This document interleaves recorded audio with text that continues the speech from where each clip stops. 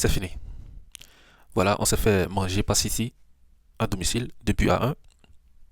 Un but d'un joueur qui ne joue pratiquement jamais. Un joueur qui était déjà parti, hein, pratiquement du Real Madrid, qui marque face à City. Rodrigo. Rodrigo qui joue parce qu'il n'y avait pas Mbappé blessé. Bon, est-ce que Alonso va partir? Ça, c'est une question à laquelle je ne peux pas répondre. Voilà. Je l'avais dit dans une de mes vidéos que si le Real perdait ce soir, Alonso pourrait peut-être partir parce que Pérez est déjà fatigué de cette défaite-là, je le sens.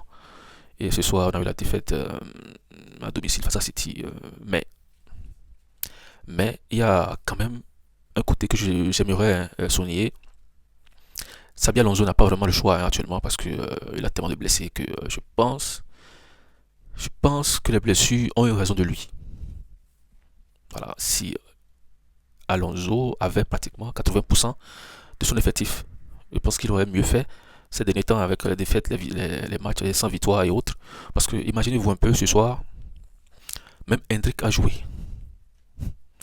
Même Hendrick a joué, Gonzalo Garcia a joué, Rodrigo a joué. Et lorsque vous voyez la liste hein, des blessés, on peut dire que pratiquement tous les défenseurs sont blessés. Pratiquement tous. Tu as Cavaral, tu as Trent Alexander-Arnold, tu as Dean Oysen, tu as Militao. Mais qui va jouer? Tu as Mbappé. Mbappé il était là, mais il ne pouvait pas jouer parce que ce serait prendre un risque. Euh, voilà, franchement, quand je vois les joueurs, les blessés, je me dis, mais qui joue? Si ces gens-là sont blessés, mais qui joue en fait? Ceux qui jouent, c'est juste hein, voilà, des gens qui ne sont pas forcément titulaires dans cette équipe. Donc aujourd'hui, avec cette défaite-là, ouais, Alonso doit partir, mais est-ce que Alonso n'est pas aussi défavorisé hein, concernant les blessures, concernant les joueurs?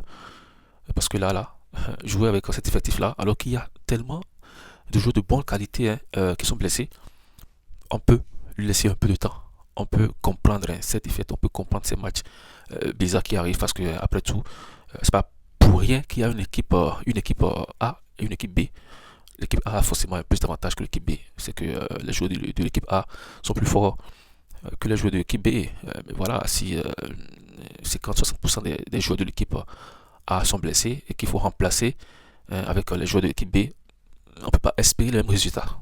Voilà, donc je pense qu'il faut comprendre cela concernant Alonso et ne pas déjà tirer une conclusion sur les résultats du Real Madrid, sur le fait qu'il quitte le Real et sur voilà, l'ensemble de tout ce qu'il a réalisé jusqu'à présent.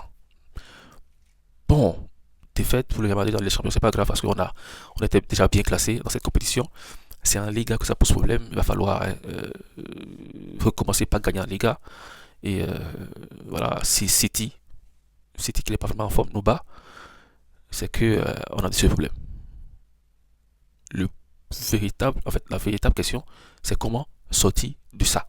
Parce que les blessures ne vont pas revenir avec une baguette de magie.